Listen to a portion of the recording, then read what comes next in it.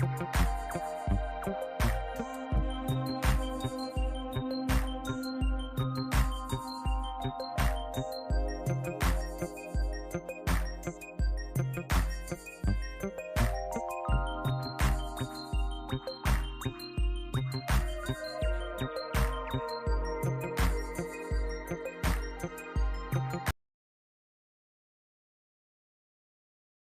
your ass.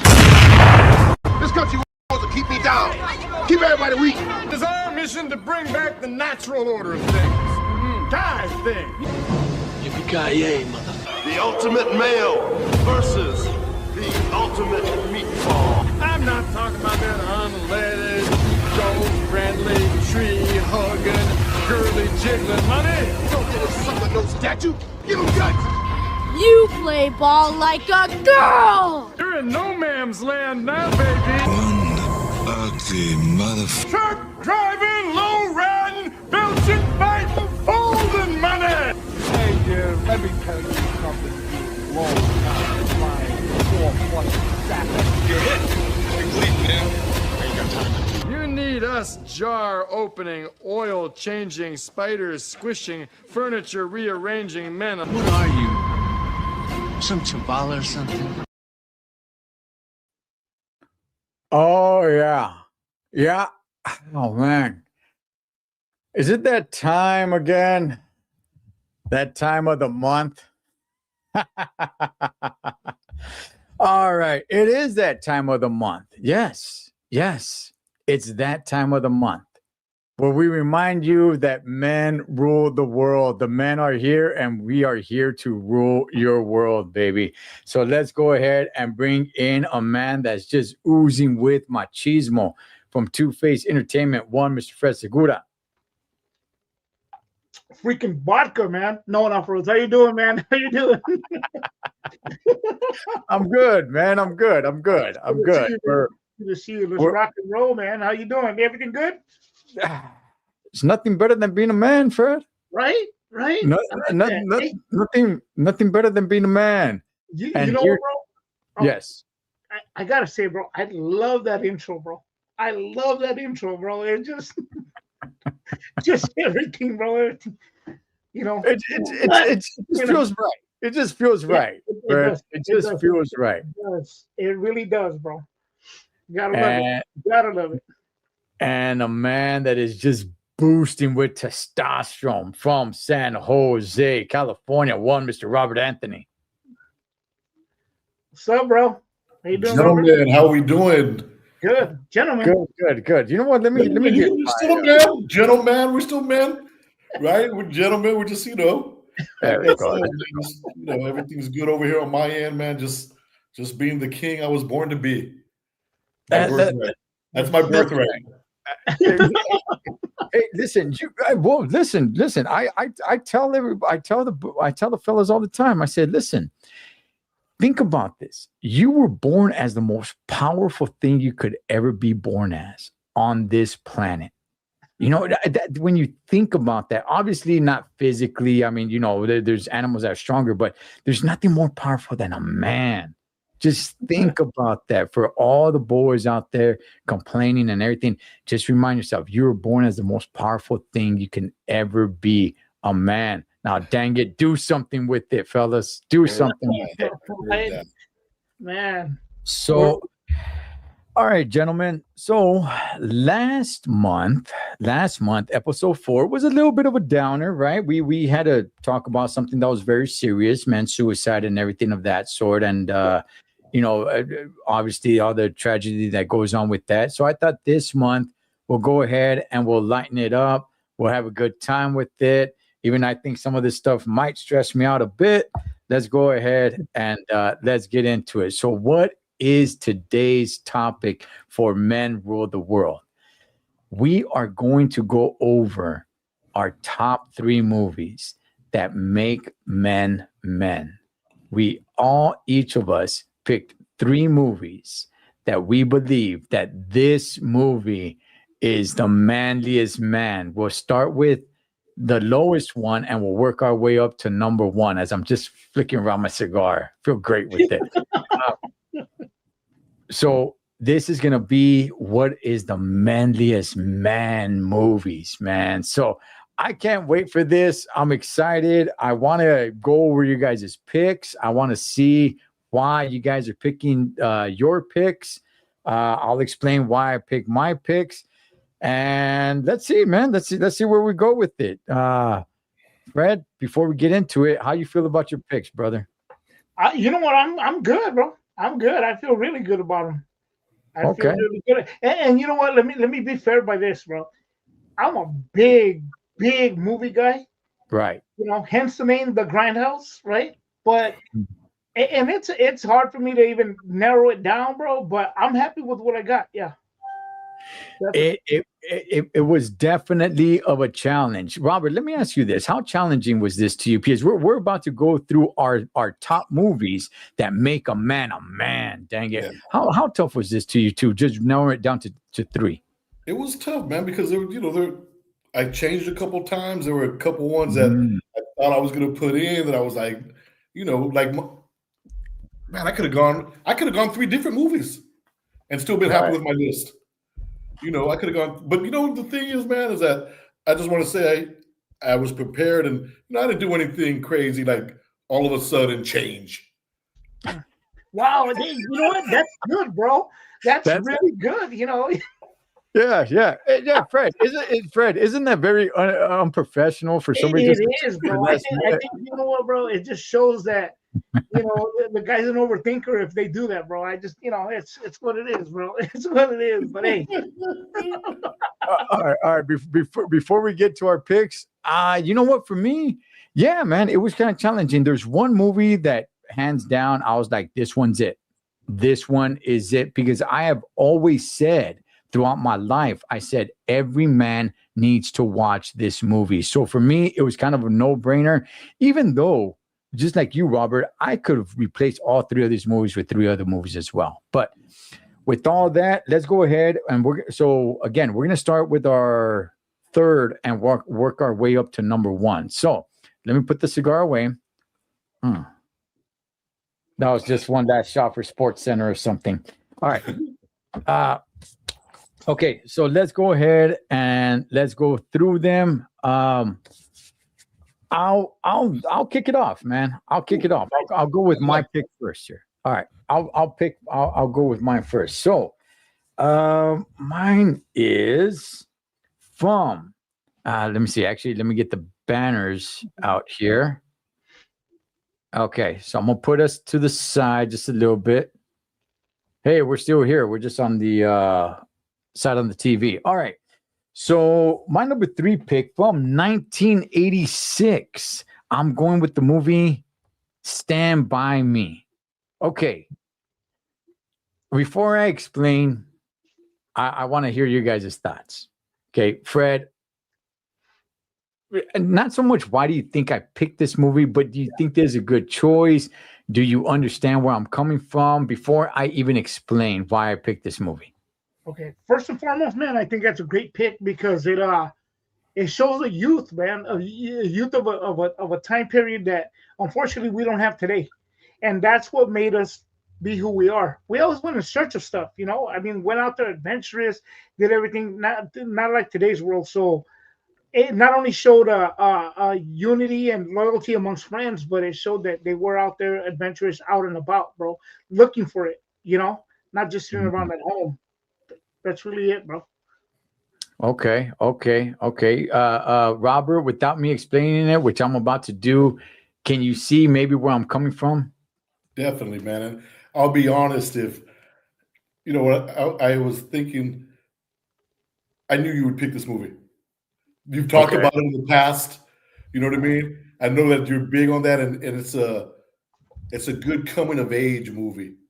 You know what I mean? Kind of like leaving the little boy behind and realizing, hey, things are changing. So it's a good pick, man. It's a good pick. Yeah. But I kind of, I would have been surprised if this wasn't on your list. Yeah. So the reason why I picked this one and why this one came to mind, right? First of all, it is one of my favorite movies, but just how realistic it is. I'm not talking about them going out to find, the dead body or anything, but just that's how young boys talk. That's how young boys act, especially at that time. This movie came out in what, 86? I'm not sure if there was another movie with young kids that portrayed them realistically like this, where they're cussing, they're talking about chicks, what was it, Chris, he snuck out the gun, but that's real. When I watch it, I'm like, yeah, you know what, that's when I was their age, 12, 13, whatever. Yeah, man, that's how we talked, we cussed, we all that, called each other queers and all that stuff, man. And I'm not really sure if there was another movie before this movie that really showed that. I mean, there was kid movies, but it kind of had them a little bit more like Disney kind of characters, a little bit more clean, where these guys, it was showing like, yeah, these guys are over there flipping, when Chomper comes after them. Oh, yeah. And the owner comes on, he's all like, yeah, I'd like to see you jumping your fat ass and all this kind of stuff. And then come on, kiss my ass and all that. It's just, yeah. As young kids that age, coming to trying to leave the little kid behind, I thought it was an important movie to say, like, yeah, you know what? For the young ones, yes, this is a movie that makes you a man, because it just reminded me of that age. You're starting to leave the little kid that plays with toys and all that stuff. That's being left behind, and you're starting to enter this stage. So, yeah, man, yeah, I'm very happy with this pick. This movie holds up very, very well today. If anybody has not seen it, I still highly, highly recommend this movie. Fred, can you recommend this movie today? Oh, very much so. Yeah, definitely. I own that movie on all formats, bro. Yeah, definitely. Yeah. Robert? Yeah, definitely, man. And it's like you were saying, man, it's the thing I like about it is like we're talking about, it's leaving that little boy behind and starting to realize, like, it's time to grow up a little bit. You know what I mean? I could totally relate with that, because, man, I remember when I was in elementary school, they used to call me Bobby. From like kindergarten to sixth grade, Bobby. But for when I went to middle school, I didn't want to be called Bobby no more. I was like, hey, my name is Robert. So even friends that I had, who went to middle school with me, they'd be like, hey, I know Bobby. They, call me Robert from now on, or, So whenever somebody calls me Bobby, it takes me back to being second, third grade. That person really knows me. You know what I mean? But I remember, we all can remember something where it was like just something that you did little, so you weren't so much a little boy no more. You were starting to become a little man. You know what I mean? And for me, it was changing my name and changing my hairstyle. I used to have the part down the side like that. You know what I mean? And then I remember when I went to middle school, it was going nice and back, bro, like all the older dudes. You know what I mean? So just little things that movie reminded me of. You know what I mean? Like, I see where they're coming from. You know what I mean? So yeah, I can totally recommend it. Great movie. Yeah. And having problems with the older kids. There you go.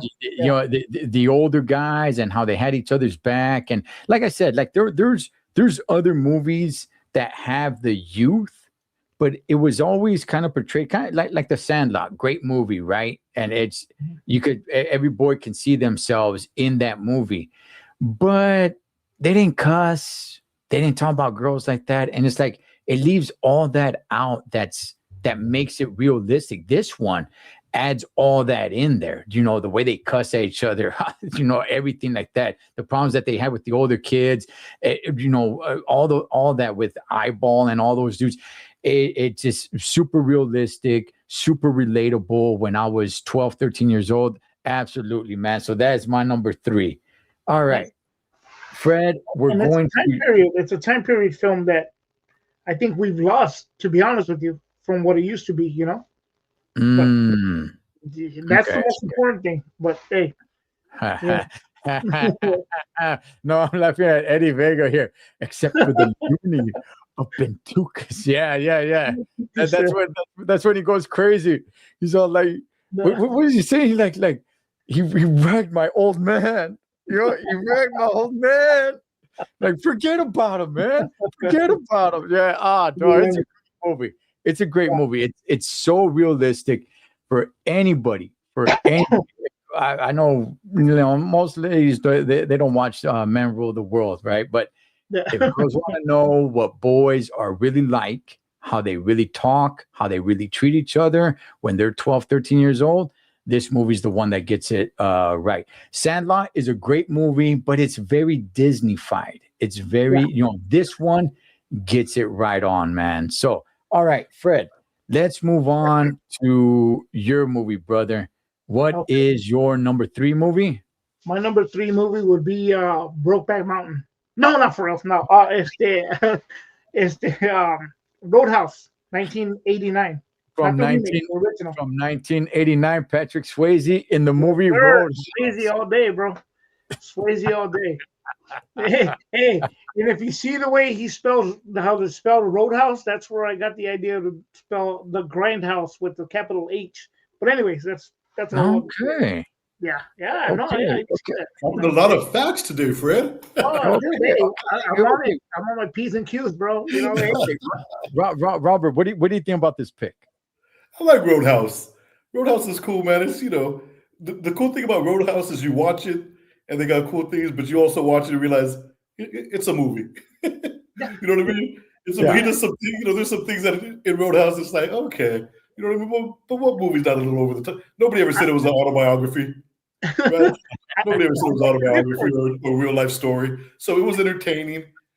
Cool bunch of cool scenes, bunch of cool one-liners. And the thing about Roadhouse is I like Patrick Swayze, but I like Sam Elliott. Sam Elliott's really good in the movie. He's really good. I was just about to say, you can't say it's just a movie with Sam Elliott, bro. Come on, bro. Yeah. Come on. It's got Sam Elliott. So, and he was cool. I mean, listen. The greatest one-liner in this movie is actually the question. Eddie Vega has it right here. What if he calls my mother a whore? Is she? And Patrick Swayze says, "Is she?"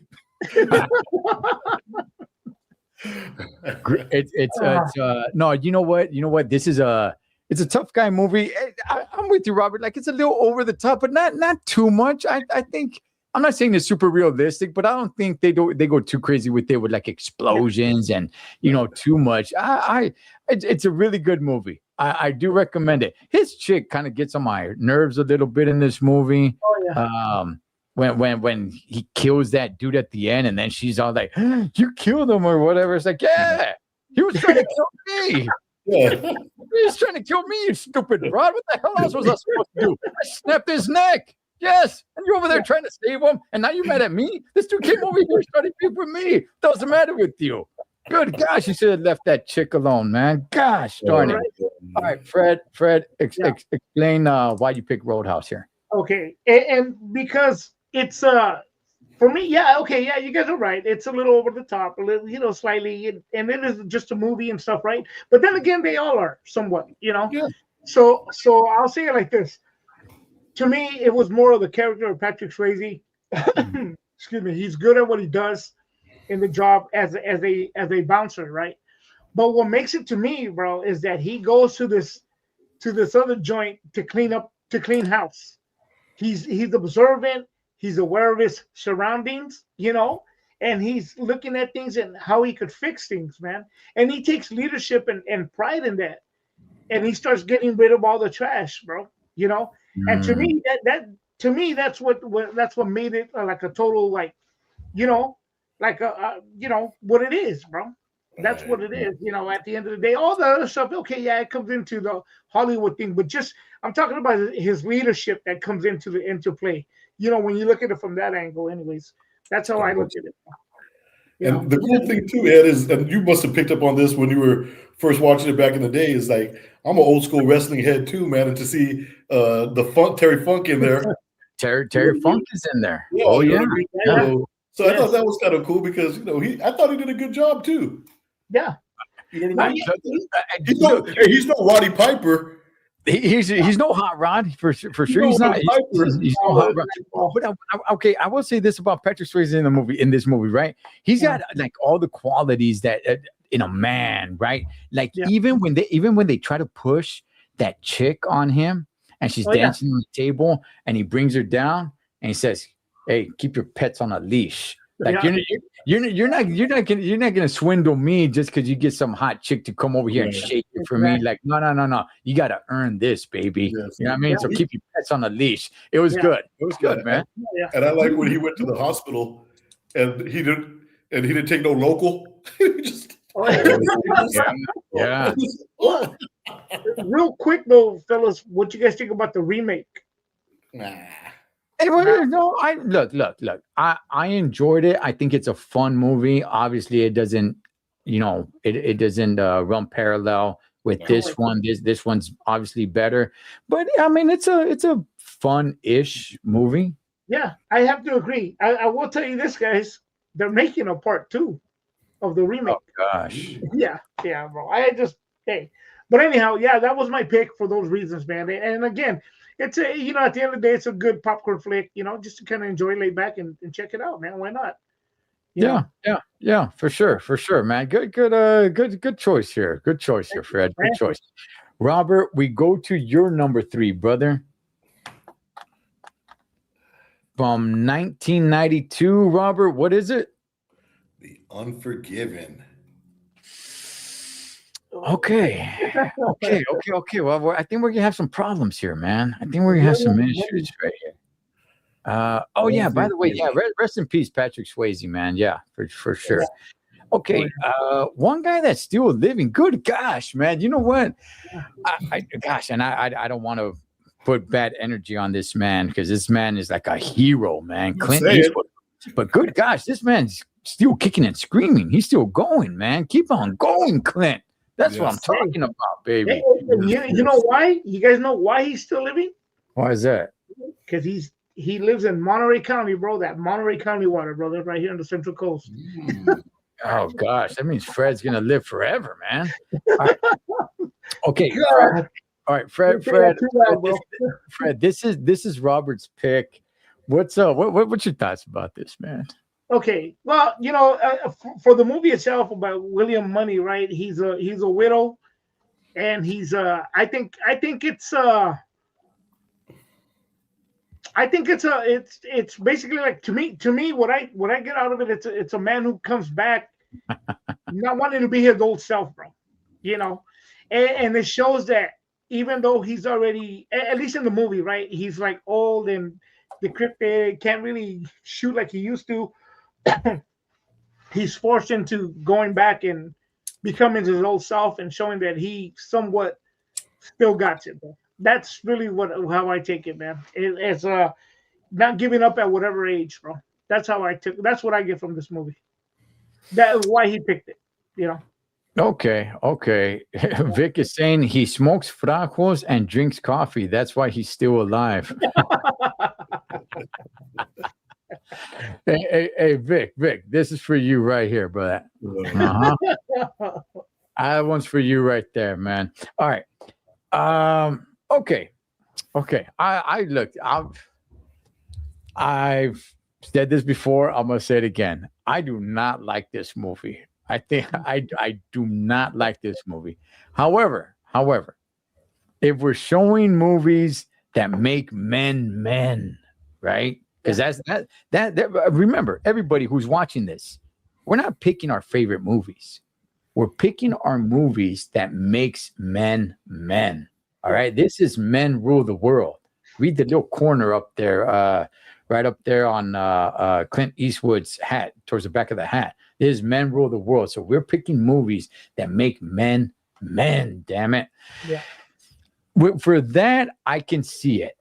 For that, I can see it. As far as the movie goes, I said it before, I don't like it. But for that reason, yeah, I could see it. He doesn't want to return to what he was, and he loses his friends and everything like that. It's like, okay, all right, you wanted the MFer to come out. Okay, you guys all messed up now.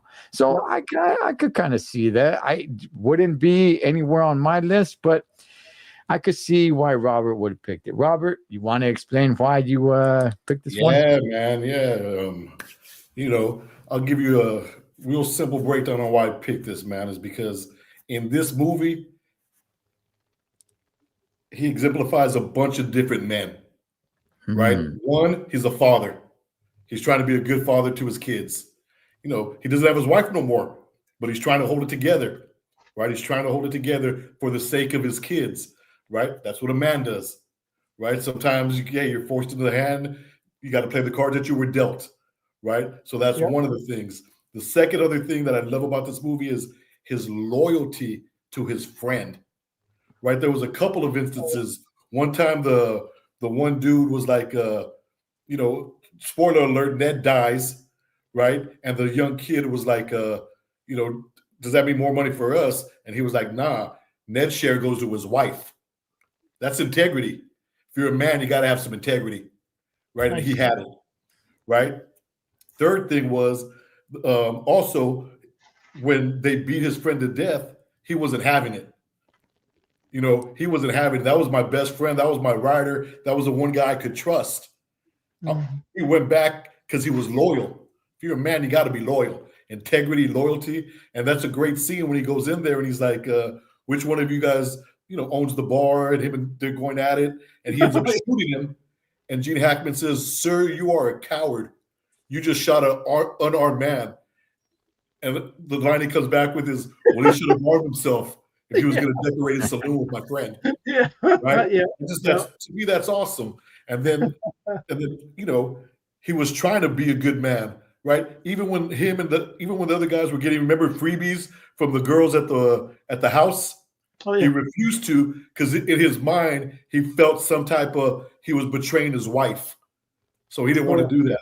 And then finally, you pointed it out, Ed. It was like, I'm trying to be this good man. I'm trying my hardest to be this good man. I was put in this situation. It blew up in my face.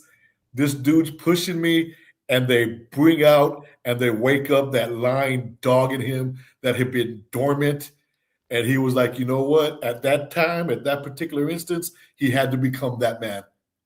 So there was just so many phases in that movie where I was just like, man, you know what I mean? I was just really impressed on all the things I saw. You know what I mean? And then when he was done, when he killed everybody in the saloon, and he told everybody to clear out unless you want to be dead, right? He went back to his life, right? And then when they tell you what happens to him in the movie at the end and everything, but man, it's just he did so many things, and he had a bunch of qualities to me that exemplifies what a man should be. Mm-hmm. That's why I picked it. Okay, and I get it, Robert. You really love this movie. I get it. Everything you're not lying, and everything that you said, you're not lying. Yeah. I just don't really care much for the movie, but you're right in those qualities. Yeah, I can kind of see that. Vic says Gran Torino. Gran Torino is a damn good movie. That's a damn good movie, man. It was hard for me to go Gran Torino. Was that Vic who put that up there? Yeah, Vic. That was Gran Torino. Almost was my Unforgiven. Like I said, I had so many choices, man. I had to have a movie with Clint. You know what, though, Robert? Thank you for that breakdown, man. That was an excellent breakdown of the movie, man. That's awesome. Sometimes I dig deeper because Cholo will stop. I don't like a movie and he just cuts it off. I'm willing to dig deeper. Hey, I didn't say nothing, bro. I just said it was a great breakdown, bro. It was a great breakdown. Ed doesn't like the movie. Come on, guys out there, you guys know out there on YouTube, man, I respect Ed so much, but take it with the salt of Grant. This is a man who doesn't like Raging Bull. Right. Oh gosh, that movie's terrible. Terrible. But you know what? One more thing about this film, though, when he tells Gene Hackman, he tells him, I've been through whatever. He said all kinds of stuff, and then he goes, and now I'm here, and I'm here to kill you, little Bill. Like he's just like, and he's not playing, bro. He's not playing, And there were great secondary characters in the movie. Gene Hackman was cool. Yeah. The British man, Richard Harris. Oh, dude, that was the duck. The duck. Yeah, the duck of death. You know what I mean? It was just Morgan Freeman's always good. You know what I mean? It's just like I said, it's one of those movies that just made me. I liked it, man. Like I said, I liked it. When you like something. Look at this. Look at what's going on here. Gosh, I didn't know Fred was such a fan of Unforgiven. I thought Fred was on side that he didn't like this No, movie. no, I didn't really care for it, but I thought it was Look at this. funny, bro. I thought it was Wow. funny when he says the Duke, he goes, no, it's the Duck. He kept calling him a Duck. Yes. That's the All right. best. Okay, all right. So let's move on to our number twos. Okay, so just to reiterate, my number 3 was Stand By Me. Fred's was Roadhouse, and Robert's is Unforgiven. All right, so now we move on to our number 2. I'll start with you on this one, Fred. Your number 2 movie is Hard Times, 1975, Charles Bronson, bro. Yes, sir. And James Coburn. from 1975, Hard Times, Charles Bronson. Great Okay, movie, Fred. okay. Robert, what's your thoughts about this? Great movie. Look at Fred over there trying to show off, digging deep in the vaults. Good one, good one. Lee Marvin, Charles Bronson. Oh, good movie. God, Charlie Bronson, bro. Mr. Good movie. Majestic. Good movie. Okay. I like the pick. All right. Okay. I seen this movie. It's been a long time since I've seen it. I do remember really enjoying it. What year did this movie take place? It was in I think it was the Great Depression or something around that Something time. like that. I remember. Okay, because I remember them always like going and gambling and stuff. And you had the black bands in the back just with the trumpets. Yeah. They're shooting dice at the pool table and everything. I remember really enjoying this movie. Like I said, I vaguely remember I did a Let's Fight on the final fight scene of this movie, but yeah, Charles Bronson gets his hands dirty pretty often. I don't know how many times he fights in this movie, but I like it for what I can remember of it. I enjoy it. His character is kind of calm, cool, collective. He's not really bursting out there. So all right, I get you. All right, Fred, why'd you pick Hard Times here? For exactly those reasons, brother. He's a drifter. He's just going through town. He sees an opportunity to make some money. And the beauty in that is that he's a man of very little words, but he knows what he's good at and he's confident in what he does. He remains calm the whole time, never really stepping out of character, never getting too loud. He just kind of looks, smiles, and kicks ass, man. That's really what it is, James Coburn is pretty much the guy doing all the talking and so on and so forth. And he hooks up with James Coburn to help him out, make some money and stuff. And yeah, they win. They get into some trouble, gambling, so on and so forth. However, when James Coburn gets in deep water, Charles Bronson, much like what Robert said about Unforgiven, Charles Bronson has the chance to leave, but he goes back to save him, bro, and take on that last fight. Nice. And to me, again, it's his leadership, how he picks up on the woman at the diner, he just calm and cool, like, can I sit down, kind of deal, and like, who are you waiting for? And she's like, I'm waiting for somebody to buy me some coffee. Oh, here you go. He's like smooth and just, again, real little words, smiles here and there, and that's it, bro. And he kicks some serious butt, bro. James Coburn, not Lee Marvin. James Coburn. I think I had said Lee Marvin. Yes, James. Yeah. Good. Yeah, bro. It's that James Coburn. He's also in Young Guns Part 2. Young Guns Part, is he? Yeah. He's the guy that says when they go to collect the money, remember he kills his 2 guys. He's all like, okay, Billy the Kid gets off the horse, and instead of going for the gun, who shoots one of the guys first?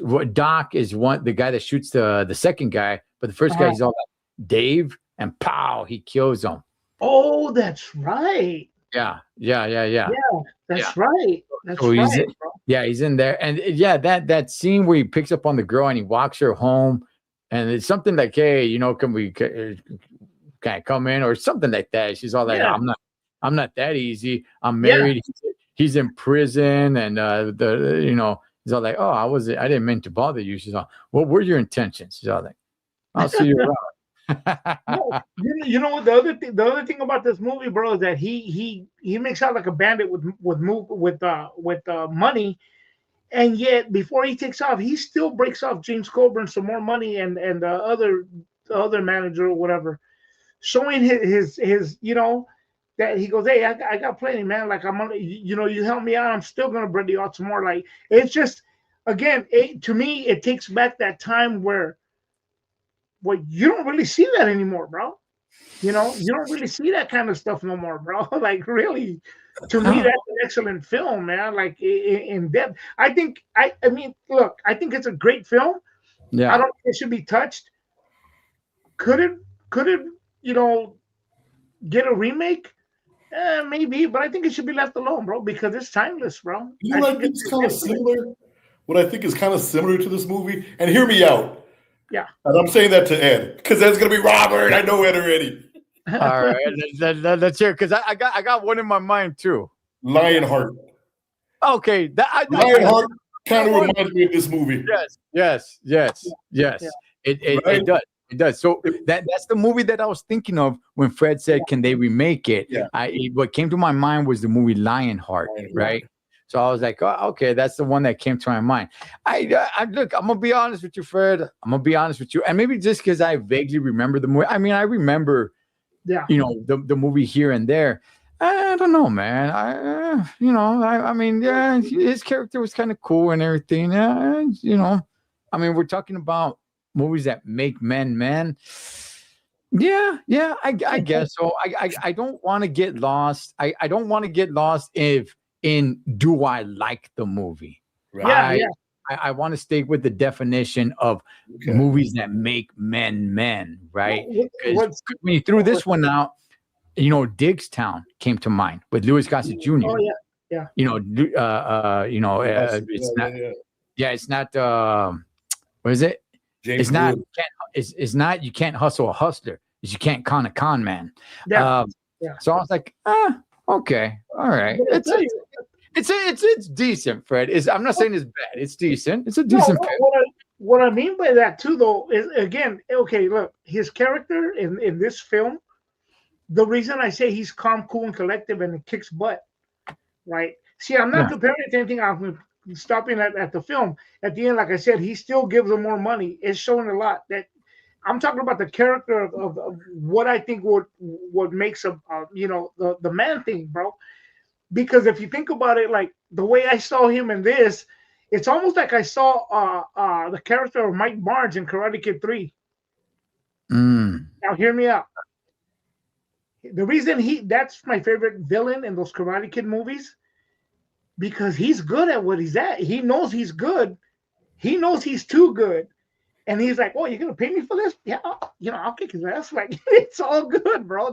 That's how I saw this. So it's, it's who he is as a person, and still even then, he's humble enough to still help his friend, still help him at the end, still even give him more money when he didn't even have to.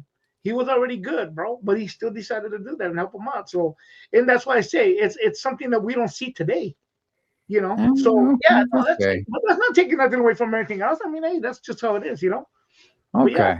Okay. All right. Let's see if maybe Robert has a good number 2. Robert, what do you have for number 2, my man? 42. The Jackie Robinson story. From 2013, the movie 42. Rest in peace. This is an interesting pick. All right. Brad, what do you think about this pick? You know what? I don't remember it too well, bro. I have it, but I don't remember it too well, brother. So I'm not even going to go there with that. I know it's about Jackie Robinson, so I'll stop there. That's a good place to start, Fred. That's a good place to start. Yeah, I'm not going to try to explain it. All right. And the TV place for Fred what is the Dodgers, just in case you. Well, yeah. Yes. By the way, the Brooklyn Dodgers. Brooklyn Dodgers. See the B? Yeah, the Brooklyn Dodgers. Okay, look, me being a Dodger fan, yeah, man, when this movie first came out, I took my sons, we went to go watch this movie. I love this movie. I really, really love this movie. Everything that this dude had to take, right? I love when Branch Rickey, when Jackie Robinson tells Branch Rickey, do you want a player that doesn't have the guts to fight back? And he says, no, I need a player that got the guts not to fight back, because we're looking at the bigger picture. We're looking at the goal. I can understand why you picked this movie, Robert. I would have never picked it because I would have never thought of it. But when you picked it, I was like, you know what? I get it. I get it, man. I get it. How much a man has to endure in life for the bigger goal, for the bigger success down the road. It's not just, hey, you know what?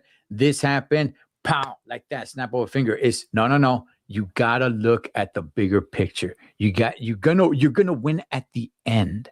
Make it to the end. Suffer, endure. Make it to the end, and it'll be worth it. So I get it, Robert. Why'd you pick this movie, Robert? Man, you've explained it for me, bro. That's exactly why I picked it, man. Just for what this man had to go through, the abuse, the racial abuse, the death threats, going to a hotel with his team, and them saying, you know what, everybody else could come in but you. You know what I mean? And just, man, and to go, we got to realize as men sometimes we're going to go through things that we don't like, but you got to get up and show up anyways. You know what I mean? That's the character of the man, bro. You know what I mean? How many times have we got up and I got to go do this, but we got to go do it, right? You're setting that example maybe for a son, maybe for yourself, right? You're setting that goal. Hey, man, this is what I got to do. It's one thing to yell out, hey, I'm a man and men rule the world, but you don't do nothing about it. Remember that conversation we had once, Ed? And we were talking about how some people will say something like, yeah, all Mexicans work hard. And you were like, I don't agree with all that. There's some Mexicans who don't work hard. Right?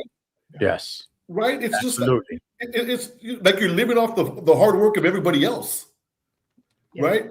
This guy, man, just what he went through. It just amazed me, the things he had to go through. And it's what I was trying to get at. It's one thing saying and talking about, yeah, we're men and we will. What are we doing? Right? Where's our integrity? Where's our loyalty? Where's our commitment to actually saying, you know what, let's stand up and let's be accountable. You know what I mean? And if you ever watch this movie, the thing I love about this movie is because he didn't fight back, he opened a lot of eyes and he opened a lot of ears, man. Because sometimes this isn't always the answer, right? But he did it, bro. Remember, his teammates started to come along to him. They started sticking up for him, right? And Branch Rickey, man, to have the foresight of the integrity to say, you know what? This is what we got to do. This needs to happen. This is America's game. How come all Americans can't play it? And when he told Jackie that there was a sickness in the world and you're the medicine, man, I was just like, wow.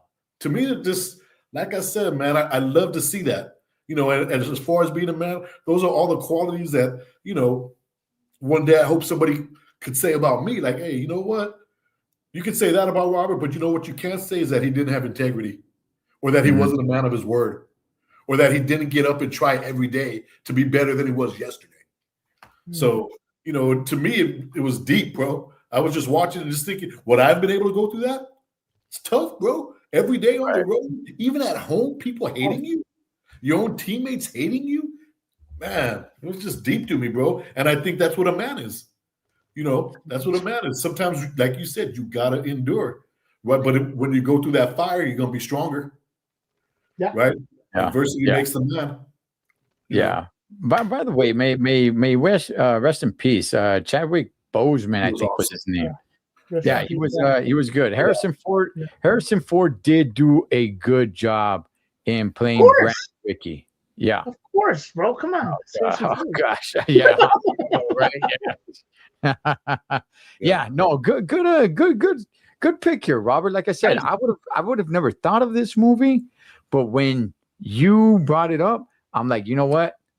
Yeah, that's a good choice. Yeah. That's a good choice. So yeah, good stuff there. Hey, Fred, are you gonna go back and rewatch this? Oh yeah, I'm watching that tonight, bro. I have it. I have that movie too. Yeah, no, definitely. I'm gonna rewatch it tonight, especially because Harrison Ford, bro. not just what Robert said. No,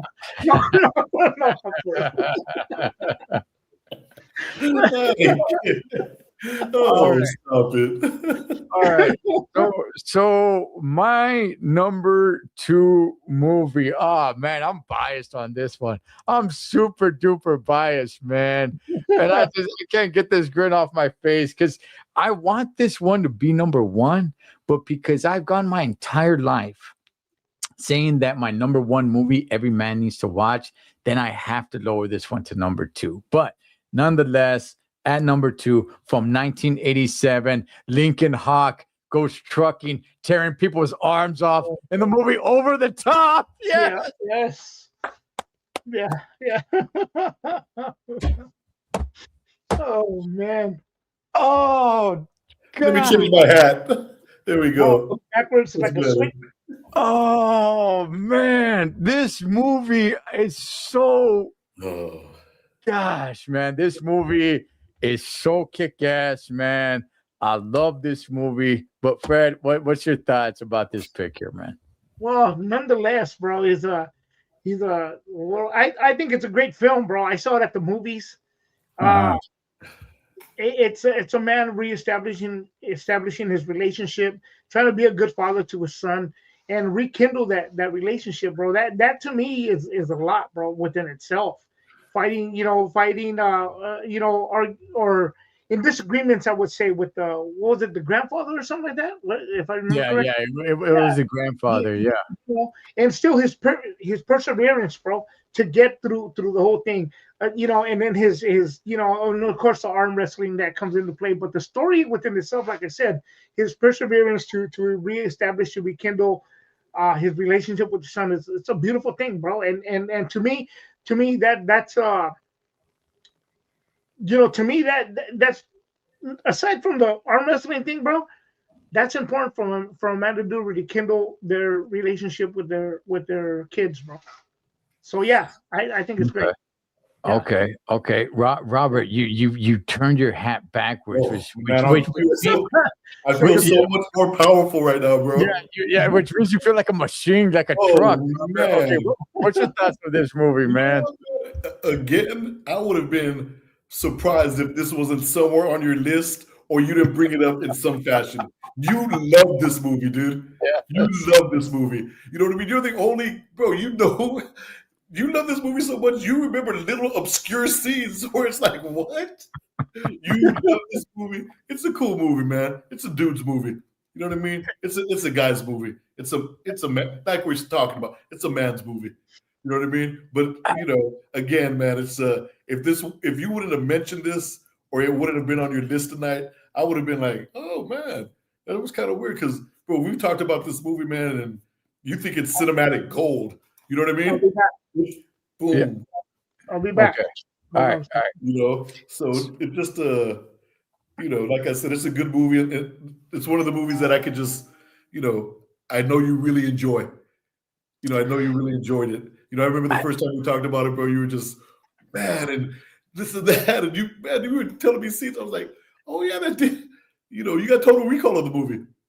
It's so damn good, man. It's so damn good. I mean, just from the opening scene, dun dun dun dun, right? Just the music in the movie is good as well. I really like the Kenny Loggins and the Rob Zander in this country. Oh, it's so damn good. And you really start rooting for the guy, right? You really start rooting for him. It's like, okay, you got the evil grandfather, right? But the characters, because Stallone, he's a smaller guy, he's a humble guy, but he's in this world, right, with just a bunch of tough guys, and he doesn't really strike you much as a tough guy. He's like this calm, cool, collective dude until he turns his hat backwards, and then that's when you know, like, oh, he is a tough guy. You know what?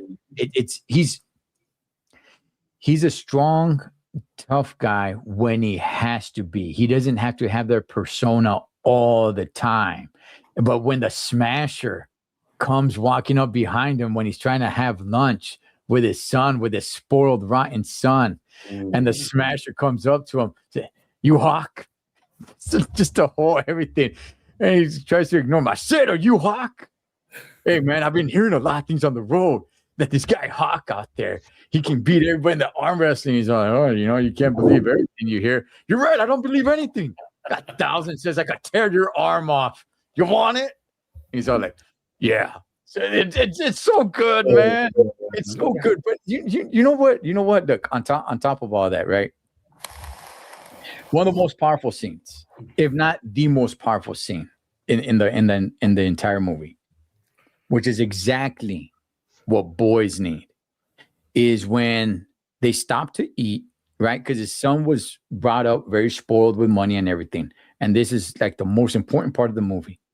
And he tells his son, "You feeling good? You feeling strong?" And he's all like, "Yeah, why? What's going on?" He takes him back inside the restaurant where they have a pinball machine, right? And you got a couple of like little hooligans in there playing the video games. And he's all like, "Hey, any of you arm wrestle? Take my son on. Here we go. We'll bet 10-1 odds. My 10 versus your 1." And that his son has never done anything like that for him. It was too intense for him. He was never around conflict. He never had to deal with any of that. He was raised very spoiled, very rotten, having adults tend to him and call him sir. He wasn't used to, somebody being in his face, calling him a punk and you're going to lose, wimp, and all that stuff. And it was a very important scene. It made him cry because he lost the conversation that Lincoln Hawk had with his son outside. Like, look, you lost in there because you let it happen to you. Just that whole speech. Out of all the speeches, when it comes to Sylvester Stallone's movies, that one gets looked over all the time. And I'm like, that's one of the most important, because he's telling his son, "Listen, you are a man and you're going to have to deal with this. If you cannot deal with this right here as a kid, then how are you going to move forward in life, man? You're going to break down and crumble all the time." So, it was a very, very, very powerful scene, man. But I like the villain. I like Bull Hurley. I like the John Grizzly, who drank a quart of oil to fuel himself up for the arm wrestling, man. I like the black guy that he goes up against to Lincoln Hawk. Ready? Go. He loses. Hey, man, he wants to start fighting. I wasn't ready, man. I wasn't ready. It's just a great movie. Just awesome movie, man. This movie makes a man, damn it. Yeah. I'm telling you guys, man. And I really wanted to have it at my number 1, but I guess I can't go back on my word. So, all right. So let's move on to our number 1. So just to reiterate, our number 2 movies were Hard Times for Fred. Mm-hmm. It was 42. Where did 40? 42 for Robert, and Over the Top, man, for me. Yes. Yes. It's really just like 1A, I guess. But all right. Hey, before we get to number 1, let's give an honorable mention. Okay. A movie that you really wanted, say it had to be a Mount Rushmore and you were able to add a 4th one in. Okay. But then the rule came down like, no, only 3. It's like, dang, I really wanted to add this movie in there. Robert, what would have been your number? What would have been your 4th one in here? Man, so many came to mind. You know what I mean? And the only reason I'm not picking Gran Torino is because I already had a Clint movie. But this movie I'm gonna say right now, man, it's also one of my favorite movies. A bunch of great scenes for men, a bunch of great lines by men. Tombstone. Oh, Tombstone. Nice. Okay. Tombstone is an awesome man's movie, man. And if anybody wants to know, I'm your Huckleberry, right? Come on, man. Okay. Come on, man. You can't mess with Doc Holliday in that movie. And Wyatt Earp is awesome. Kurt Russell is awesome. But, man, Doc Holliday stole the show. He stole, yeah. Val Kilmer. Rest in peace to Val Kilmer, man. Rest in peace to Bill Paxton. Yeah, and I'll tell you what, to me, the coldest scene, there's so many, right? There's I'm your Huckleberry, there's this, there's that. But to me, the coldest scene is when the guy with the gun, Reno, starts doing all this stuff with the gun and this and that, blah, blah, blah. And then he puts his gun away and, does his mustache. Yeah. He looks at him and pulls out that little cup. Yeah, and he just This is Yeah. basically Yeah. big deal. Who can? It's what you did is as important as what I'm doing. Who cares what you can do? All this? Can you shoot somebody? Right. You know that Right. looks good, but I can do that with my little cup. So what? I just thought that was because when he was done, remember he even put it on his side. Right. You know what I mean? Right, It was just, right. man, great movie, man. Great movie. Okay, so we're going over our honorable mentions. This is a movie that we had to leave out. This is not our number ones. You know what I liked about the Tombstone movie, Robert, was somewhere in the beginning where Kurt Russell first goes in, and you got this loudmouth dude and everything, and he walks up to him. You know, he starts putting it to him, right? And he's all like, "You think I'm afraid of you? Yeah, I do." He starts smacking him around. It's like, you know what? That's how you deal with a bully. Right. That's how you deal with the bully. Okay. Right. It's like, what, you think I'm scared? Yeah. I do. I'll start smacking you around, homie. Yeah. The cold line in that is when he smacked him around a couple times and he started to bleed. He's like, "Are you just going to stand there and bleed, or are you going to throw down?" Yeah. Right. Skin it. Just so you know, Skin it. Skin that was Billy it. Bob Thornton. Yeah. That was Billy Bob Thornton. The guy getting beat up. That's right. That was Billy Bob Thornton. Billy, Yeah. Billy Bob Thornton before he. That was Eddie Vega got it. Yeah, that was Bad Santa. Yeah, before he became Bad Santa. Yeah. Okay, so my honorable mention, I had so many in my mind, man. I was like, gosh, which one am I gonna go with? I was gonna go with Young Guns. Okay, I love it, but instead, I'm going with No Retreat, No Surrender. Oh yeah. Wow. I'm going with No Retreat, No Surrender. JCVD is a bad guy. He's a Russian in it, right? But just the fact that the son had to man up because the dad actually, I don't want to say he cowered away, but they moved from Los Angeles up to Washington because the dad was in fear and he didn't want to fight back, even though the dad was a karate expert, right? He got his leg broken by Van Damme. And the kid, you know, his son was such a huge Bruce Lee fan, and the dad coming down on him and saying, like, "I don't want you doing martial arts. It's a waste of time," right? Because the dad was suffering with his own demons, his own issues, what karate got him into and everything like that. But the son was so dedicated, and the way he got bullied by some of those guys as well, right? And for him to train really himself, because I mean, you know, it wasn't the real Bruce Lee. He was just imagining it, and to come back and do what he did. So I'm gonna go my honorable mention, No Retreat, and his little Michael Jackson lookalike friend in that movie. Chase, No Retreat, No Surrender. It's good, man. It's good. I like me some No Retreat, No Surrender. All right. That was just, you know what, bro? You threw me on that one. I would have never seen that one coming. The first two were totally great movie. I remember seeing that movie, but man, you threw me for a loop on that one, man. I thought you were going to go in a couple other different directions, but okay. There was a few. Young Guns was there. Lone Wolf McQuaid was there, you know, but Fred, you know what I really thought you were going to have for your honorable mention? What's that? In my mind, I thought it was going to be Delta Force. That would have, I was thinking, you know, I was like trying to like think, what would that honorable mention be? And I was like, watch, it's going to be Delta Force. But you threw me for a loop on that one. Good one. Yeah. Good. Oh yeah. Fred, what's your honorable mention? Magic Mike, bro. No. No, you know what? My honorable mention will be 1991, The Rookie, bro. With Clint Eastwood, Charlie Sheen, yeah, and who else? Raul Julia, rest in peace. You know, the Rookie, and because, okay, obviously Charlie Sheen's the new boots, you know, and he's new,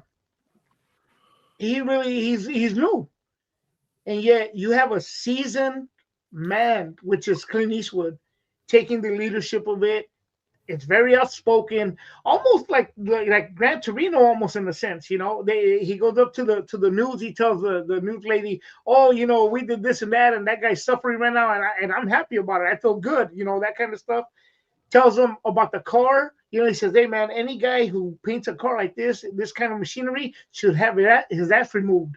You know, the whole the donuts with the sprinkles, like he goes, nobody eats this. Like, you know, it just it's his leading man thing to Charlie to Charlie Sheen, bro. So and I had to put a Clint Eastwood movie in there, bro. You can't have a guy flick without putting something in there with Clint, bro. So you know that was my thoughts of it, bro. I always have a soft spot for that movie because they filmed a lot of the freeway scenes in San Jose. Yes. And I remember me and my friend Mike, we walked all the way down and we were watching it before somebody saw us and said, "Hey, you guys got to get out of here." Oh, really? It was down the freeway. They had the lights. Yeah. It was in my neighborhood right off Allen Rock, by the way. Yeah, yes. And we walked down, and I remember being there and just tripping out, and it was cool for a little while. Then somebody noticed us. Yeah. But I always had a soft spot for that Somebody movie. noticed us. Yeah. Hey, Ray, I got like 20 JCVD movies on VHS, brother. Yes, I was a huge Van Damme fan. Okay, I mean, Fred, that's a decent honorable mention. I kind of okay. So here, let's get to our number ones. But before we do that, Fred actually had another honorable mention, which I had loaded up, and I want Fred to explain this because it's an interesting pick. Okay. So let's go. Let's go to it from 1979. Fred, you had picked Kramer versus Kramer. Yeah, okay. It's an interesting pick, Fred. Talk to us why this was even on your mind. Okay, I'm gonna tell you why, bro. Because see, like we said earlier, like Robert said earlier, it's a movie, you know, over the top kind of movies, no pun intended. You know, Roadhouse, over the top, Clint Eastwood, so on and so forth. This to me is more based on a reality of life, bro, of a man who his wife leaves him, leaves his kid behind. You know, and then the Dustin Hoffman in this film, 1979, Kramer versus Kramer, does not know how to cook, does not know how to do laundry, does not know how to take care of his kid, doesn't know how to shop, doesn't know how to do anything, bro. And he has to survive through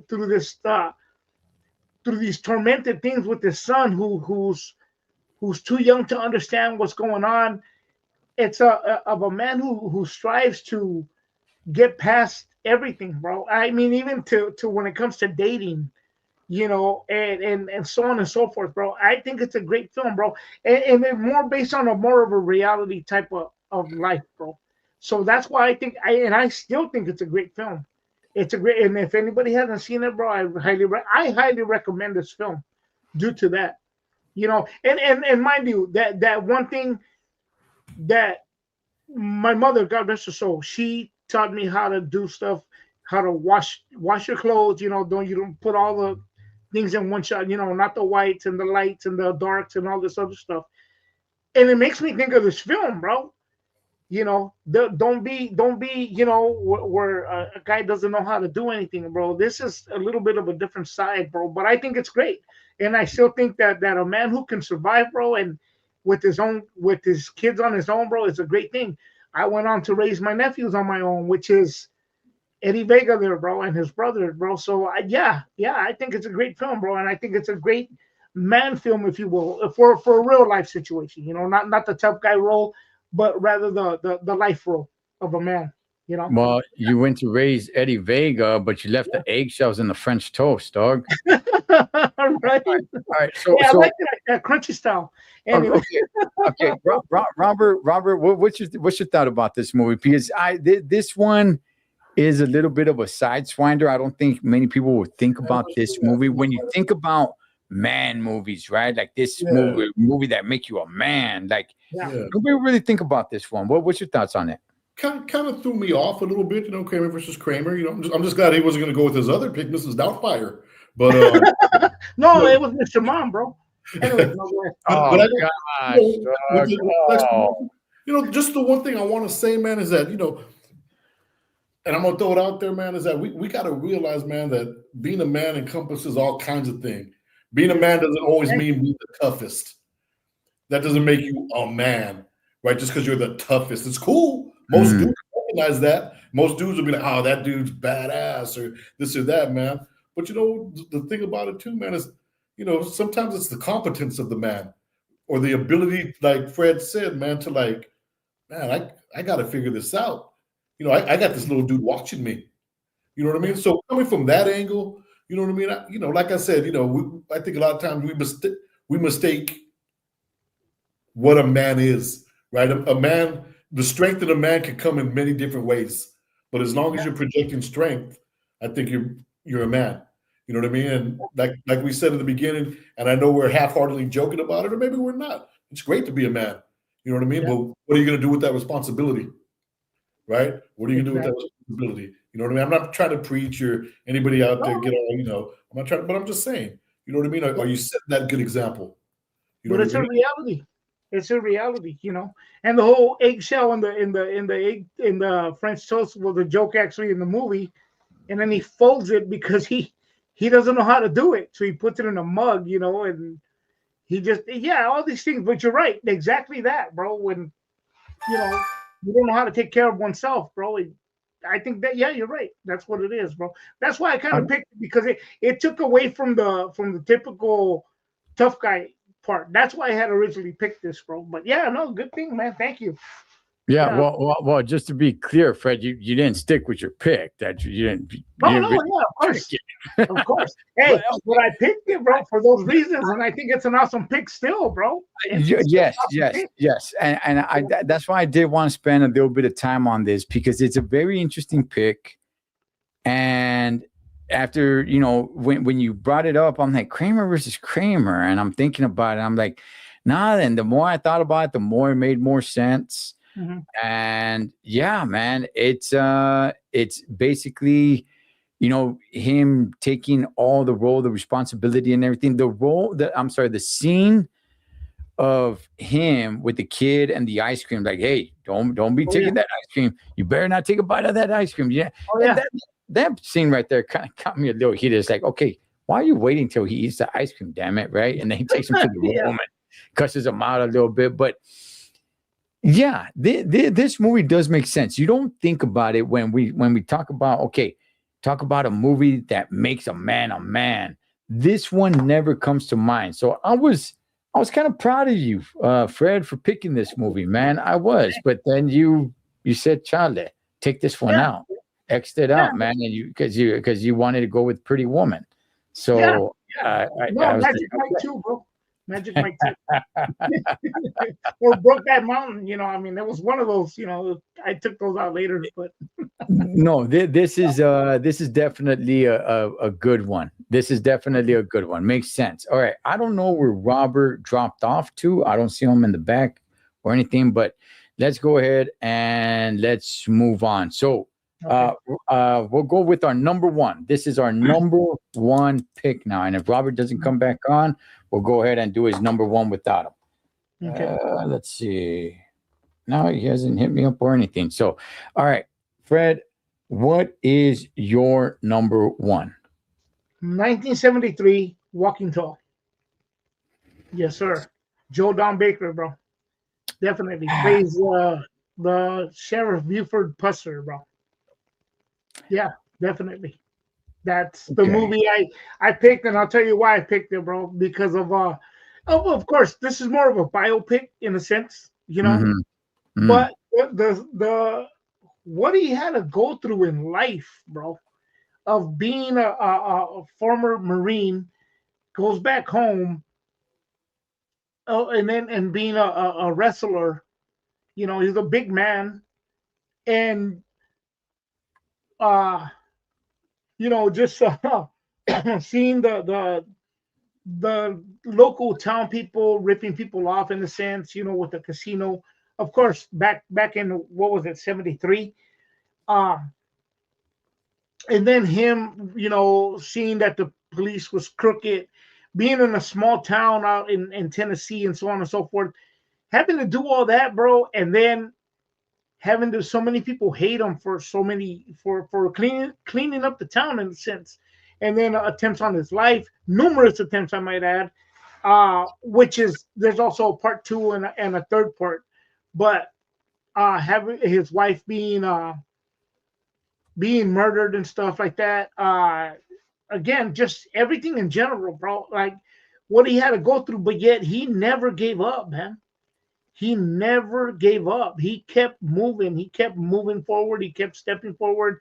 And to me, bro, like that's another thing in life where we can see things for what they are, man. Sometimes, you know what? We feel like luck's not on our side, bro, but we got to keep moving forward. So to me, that showed a lot, bro. That showed a lot from this film, you know? Okay. I'm gonna be honest with you and everybody, man. Yes, sir. I've never seen this movie. Really? I've never seen this. I seen the one with The Rock, and I knew it was a remake. I knew when the Rock movie came out, I immediately heard that it was a remake, and I said, okay, one day I'll go back and watch the original. I never did. Now, you said there's a part 2, or it's in different segments, this movie? Yeah, it's a part. There's a Walking Tall part 2, and then Walking Tall, the final chapter. Yeah. Okay. And this one's based on his life.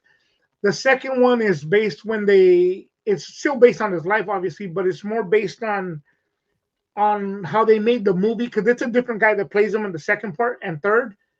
But the second one's more of they made this movie so that he's watching the movie on his own life, you know, and then it continues on to what his life continued to be. And then part 3, it goes on, so on and so forth, bro. And there's a lot of memorial stuff in Tennessee about this man, Buford Pusser, bro. So yeah, the remake with The Rock. Look, I'll put it to you like this: I didn't like it for the reason of that I feel that this movie deserves a remake, but it deserves an honorable remake, bro. That Walking Tall was the Rock one was not an honorable remake. It was cool, you know, it was cool, but it was nowhere near what it should have been, bro. You know. What it should have been. As somebody who hasn't seen the original, the remake, I enjoyed it. I don't think it was a great movie, but I thought it was a fun movie. I thought it was worth watching. But do you have to watch it? No, but it was fun watching it. Yes. Maybe I need to go back. Maybe I need to go and watch these. Yeah, well, you know, if you watch the original, bro, it is a little dated, you know. It's a little dated and stuff, but if you watch it for what the story is, you'll see how much better they could have made it. You know, the remake. Because it deserves a remake, but an honorable remake, bro. Because this is an excellent film, bro. This is an excellent film. I think in the sense of the story that could be told so much better. And then now there's a lot of controversy with it, you know, that people are coming out like anything else in life, you know, that after, you know, all this stuff comes out, you know, they're saying, oh, well, that's not what really happened. This happened. And it's like, you know what, bro, the story within itself, bro, the story itself is a beautiful, excellent story, bro, in my book. And it makes a man a man. Yeah, no, yeah, you'll see what I mean by that. Yeah. He carries that big old stick around, bro, because that's what you know. He was a man who was like 6'6", I think it was, and he carried a stick around, bro, and started, you know, just beating people up with it, bro, because it was just, you know, and people really, the town people hated him and so on and so forth, bro. It's a very good piece of film, man. It's a very good piece of film, and I will say it, yeah. Right. Okay, got you. So if you want to be a man, carry a stick and beat people up with it. All right. Yeah. Hey. So, no mercy, bro. No mercy. no mercy. All right. So I think we lost Robert. He just hit me up saying that something went wrong with his connection. So I think we lost him. So let's go ahead and let's cover his number one. His number one from 1976. Oh yeah. Rocky. Yes. Okay. Talk about a movie that makes a man a man. Well, Fred, I want to hear what you have to say first.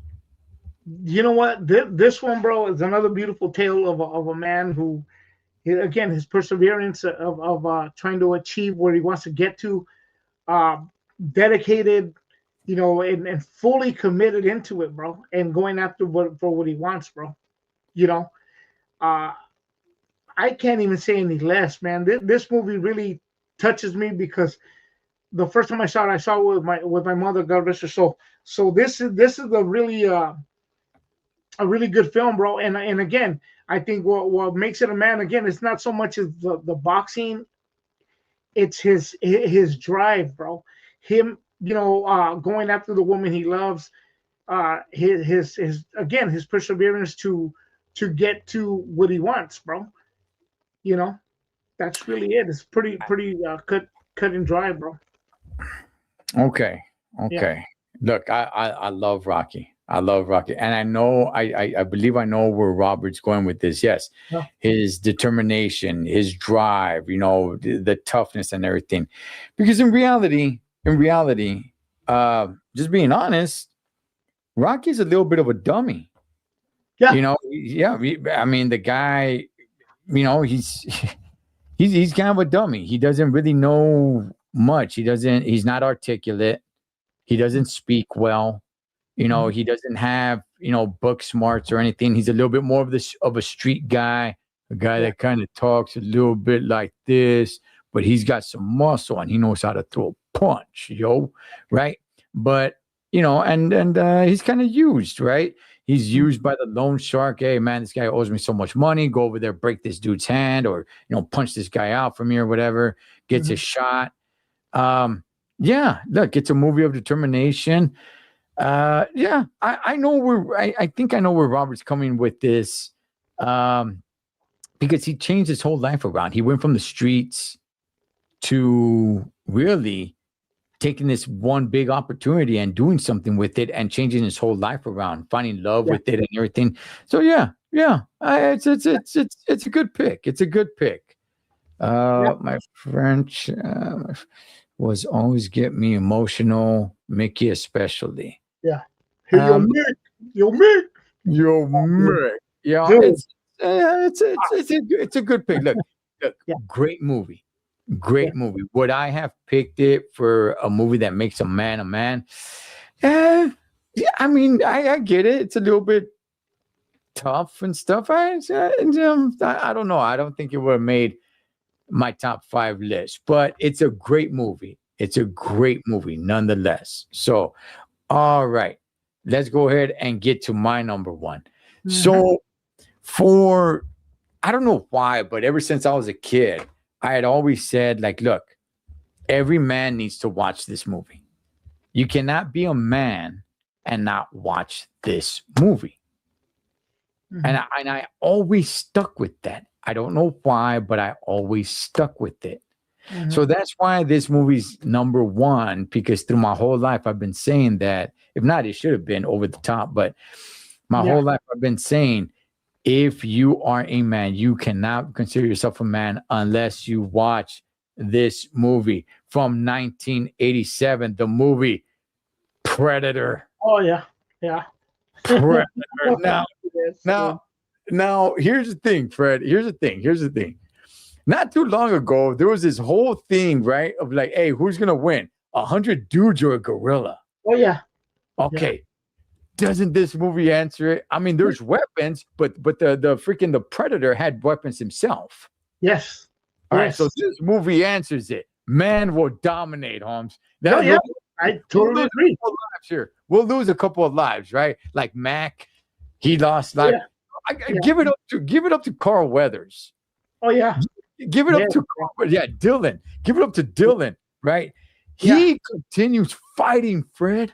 He continues fighting, even though his arm gets blown off, right? Yep. His arm gets blown off, but the finger's still on the trigger. Pop, pop, pop. Man, while he's rolling around on the ground. I love it, man. I love it. Fred, talk to me about Predator, man. You know what, bro? From the very beginning of this film, you know, when they're shaving all dry, you know, like just, you know, whatever. I don't know if that's in the beginning, but he's shaving dry and then, you know, breaks the razor. What I like about it, the infamous line, "Hey, you're bleeding. I don't got time to bleed." You know, it just again, they're going after this creature they can't even see, bro. And it's taking them out, but they don't stop, bro. They keep going forward. That's the beauty of it, you know. The thing that I liked about it too, though, bro, is that again, it doesn't stop, bro. They don't stop. They don't give up, even to where he figures out by mistake how he can hide from the creature, bro. Yes. You know, from the predator. So to me, you know, they didn't. Oh, hey, homeboy got smoked, bro. Let's turn around and hightail out of here. You know what? Hey, we'll send the somebody else in here. No, bro, they went in to kick ass, bro, and they did it. You know, or Arnold, you know. But yeah, no, I think it's awesome. The one guy sacrificed himself, you know, all this, you know, crazy. It's awesome, bro. It's an awesome Arnold flick too, though, bro. Like, and Carl's Weather of everybody, bro. Everybody in there, you know. All of them. Even Anna, the chick, all of them. Yes, How about Billy that hears I forgot who we heard scream, and he's like, you know what? Screw it. I'm standing my ground. You guys go ahead. Yeah. He takes away all his weapons and he just pulls out like this machete, cuts himself. Yeah, man. Yeah. It's awesome. Look, this movie has testosterone all over it. This is just a super tough guy movie. You cannot be a man unless you have seen Predator. I've never ever met a man that says they hate this movie. Now, not everybody has loved it, but I've never heard a man say this movie is gosh awful. I've heard people say it's good. I've heard people say it's great. I've heard people say it's all right, but I've never heard a man say this movie sucks. No. This movie is badass. Shout out to our boy Robert, man. He hit me up. He's not gonna be able to make it back on. Oh man, all right. Shout out to him, bro. Yeah. So this is my number one pick, and like I said, for one reason or another, I don't know why, but I always figured Predator. Every guy needs to watch Predator. Yeah, I'm telling you. Let me see. This stuff will make sexual terror. Yes. Yeah. Jesse the Body Ventura. Oh man, it's good. I have 4 copies of this on Blu-ray. I have it too, bro. I have this. Oh gosh, yeah. The minigun, everything, man. I ain't got time to bleed. Everything in this movie is so damn good. How he sets up the traps fails, but then he realizes, like, oh man, if I hit the traps, that big ass log is it come down and smash homeboy, man. I love it. It's so damn good. So damn good, man. You know, I love how he figures it out too, because he couldn't see him when he got in the swamp, and he got all, and he figures it out like, oh shit, like okay, he can't see me now, like and he works it from there, bro. It's just awesome. No, it is. I gotta give it that, bro. How about the Predator at the very end when he can kill Arnold Schwarzenegger, but he says like, no, we're gonna duke it out. Yeah. We're going to duke it out, right? Like he takes his own weapons off. He takes his mask off. He takes the little gun off. He takes everything off. And he's all like, okay. Yeah. You think you're a badass because you had mud all over you. All right. But now I can see you, Holmes. You want to throw down?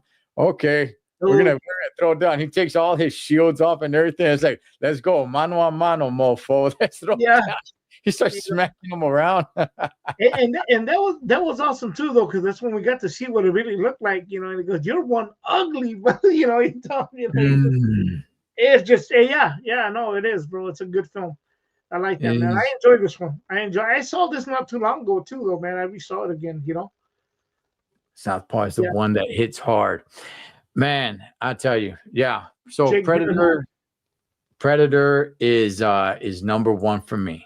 Definitely, man. Nice pick, man. Nice pick. Yeah.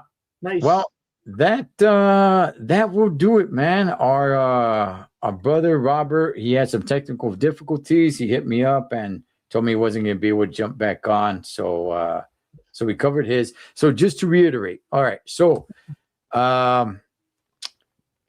me see. So just to go over them. So my number 3, actually, let me put us back on the side just to go over the movies that we picked. Robert's number 3 movie was, gosh, which one was his? Let me see. I got it right here. Oh, okay. Okay, his number 3 was Unforgiven. There you go. Yeah. His Yeah. His number 3 was Unforgiven. His number 2 was 42. Yeah. And his number 1 was Rocky. Mhm. Okay. All right. Pretty decent picks. Yeah. Fred, your number 3 was it Roadhouse? Yes. Yeah, Roadhouse. Roadhouse was your number 3. Your number 2 is Hard Times. Yeah. And your number 1 is Walking Tall. Yeah. Walking Tall. Okay. Okay. It's a little out of the ordinary, Fred. But I get you. I get you. You know what? You have to see Walking Tall. You'll understand where I'm coming from. Okay. Yeah. I might have to do that. Do that. And my number 3 was Stand By Me. My number 2 was Over the Top, which is really just 1A. And my number 1 is Predator. Yeah. All right. And we could have gone with so many other movies that make men men. Yeah. So, all right, Fred. Hey, man, good stuff, dog. Good stuff. It was, you know what? I found it entertainment. I found it refreshing, bro. It was good, man. And you're right. We could have picked so many movies, you know. We could have picked so many movies, bro. That's the thing. But I think it's a good pick right there, man. I think that's a pretty good pick, you know. For a first rounding thing, man, I think it's a pretty good pick, you know. And we're not done with movies. Next month we're gonna cover something else, but we'll get back to movies. This is just movies that make men men, but we're gonna cover other things in movies that pertain to men as well. So, all right, Fred. Anything else, brother? Before we wrap it up? No, brother. That's it. Just getting stuff, moving stuff along over here, bro. Just dealing with life itself, brother. Just life itself, and taking the time out to enjoy a couple of movies here and there, bro. To be honest with you, yeah, I know, yeah, definitely. All right. Well, shout outs to our boy Robert, who has the technical difficulties, had to tap out. That is one Mr. Fred Segura from Two-Face Entertainment, Cholo Trucker. It is a blessing being a man, fellas. Remember that. It is a blessing being a man. You were born as the most powerful thing in this world. Now do something with it. Right. Men rule the world. We'll catch you guys next month. Sonic Boom! Hadouken! Shoryuken! Finish him!